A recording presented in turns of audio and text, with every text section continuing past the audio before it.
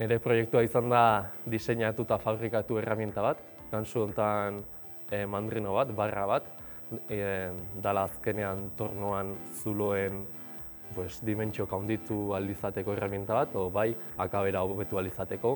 Kontua da, zuloak oso sakonak dianean vibrazio arazoak emateia, eta kasu honetan egin duguna izan da, sistema antivibratorio bat instalatu bere barrun, teknologia en procesos industriales, azkenen prozesu industrialak asko laguntzaia.